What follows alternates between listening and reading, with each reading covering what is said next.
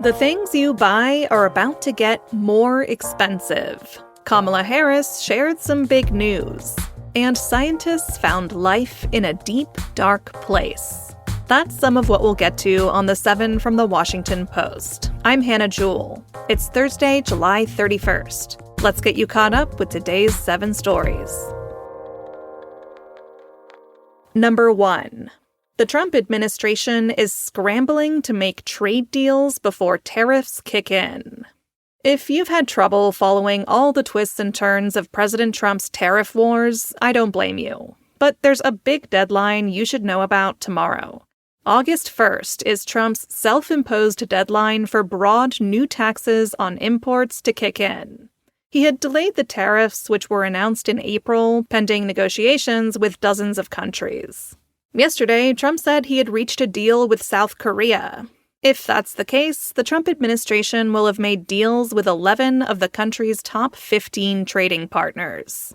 Nevertheless, you might soon start to feel the effect of tariffs closer to home. Some household staples are set to get pricier in the coming days. For example, Procter & Gamble said it's going to raise prices on about a quarter of its products starting in August. That's the company that makes Dawn dish soap, Charmin toilet paper, Crest toothpaste, and Tide detergent. Procter & Gamble said the move was in part because of the billion-dollar tariff hit it's expecting to face annually.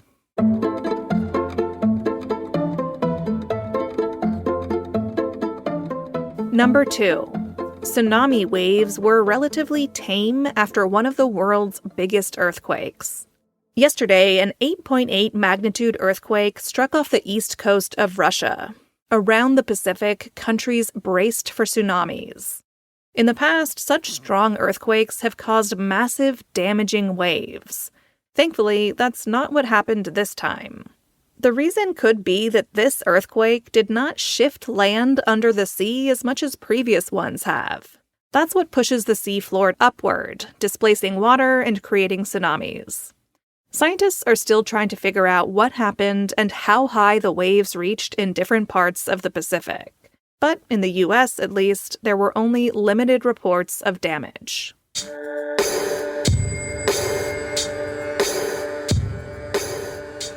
Number 3. Kamala Harris announced she will not run for California governor next year. In the months since her presidential election loss to Donald Trump, Harris has been weighing her next move. One option was entering the crowded field of contenders who are vying to replace Governor Gavin Newsom, who can't run again. Yesterday, Harris posted a statement announcing her decision. For now, she said her public service will not take place in elected office. But the announcement leaves the door open to another White House bid in 2028. She would have advantages there as well as challenges. For one thing, she has more name recognition than many of the governors and senators considering their own runs. And she built a large fundraising list of small-dollar donors that she could tap again. But on the other hand, she could also be held back by the failure of her last campaign. Many Democratic voters say they are ready to turn the page.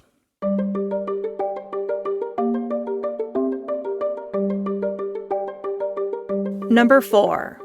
On this vote, the yeas are 24 and the nays are 73, and the motion is not agreed to. More than half of Senate Democrats voted to block arms sales to Israel. Last night, the Senate rejected 2 resolutions. The first would have blocked the sale of tens of thousands of assault rifles to Israel. The second would have blocked the sale of nearly $700 million worth of bombs and other military equipment. They were introduced by Senator Bernie Sanders of Vermont. He spoke on the Senate floor yesterday. The United States has provided more than $22 billion for Israel's military operations since this war began. $22 billion. One estimate based on Brown University research calculates that the United States has paid for 70% of the Gaza war. In other words, American taxpayer dollars are being used to starve children, bomb schools, kill civilians, and support the cruelty of Netanyahu and his criminal ministers. Although the resolutions were rejected, they both received more votes from Democratic senators than similar proposals back in April. That shift reveals the growing frustration among Democrats with Israel's actions in Gaza. No Republicans voted in favor of either resolution.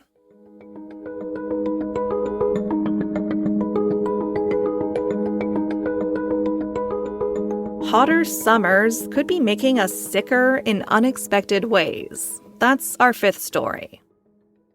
A study published yesterday reveals more about the dangers of heat to the human body.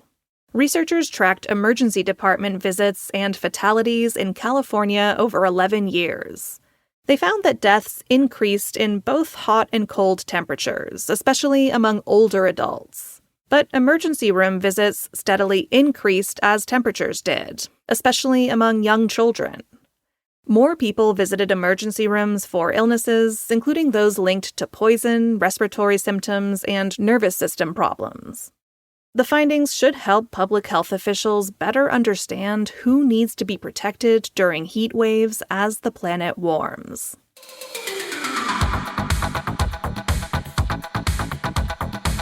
Scientists may have found a recipe to keep your brain sharp as you age. That's number 6. A study published this week was the largest trial to examine how healthy lifestyle behaviors can improve brain health. The report found that a mix of exercise, a healthy diet, social engagement, and brain games could improve cognitive capabilities. The study focused on older adults at risk of cognitive decline or dementia. So if you want to improve your cognitive health, it's pretty easy. All you have to do is follow these 4 tips from experts. First, move more and sit less. Sitting all day increases dementia risk, so get up right now. But as always, not if you're driving. Second, eat a healthier diet.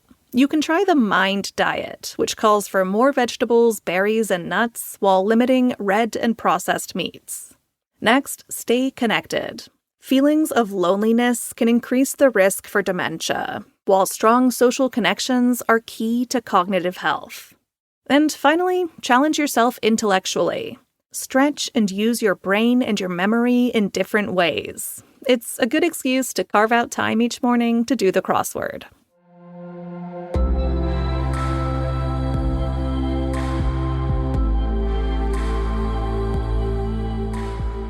And at number 7, a whole new type of ecosystem was discovered 30,000 feet under the sea.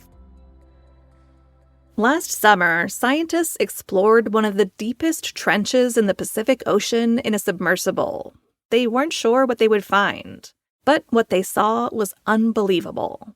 Clusters of tube worms jutting up like skyscrapers, iridescent snails scaling the worms, and bristly white creatures weaving between them. It was an entirely new kind of ecosystem, and it's the deepest one humans have ever found. The animals are sustained by chemicals seeping from the sea floor, and they've adapted to withstand extreme pressure and darkness. The discovery expands our understanding of where life can exist on Earth. For a look at these rather spooky creatures, head over to our newsletter today. Find that in our show notes.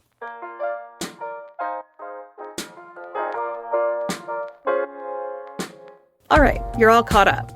For your next listen, check out the latest episode of Post Reports. It explores why more immigrants are being tracked with ankle monitors and who stands to profit from this controversial surveillance program. Find Post Reports wherever you listen to podcasts. And don't forget to rate and subscribe to the show. I'm Hannah Jewell. I'll meet you back here tomorrow.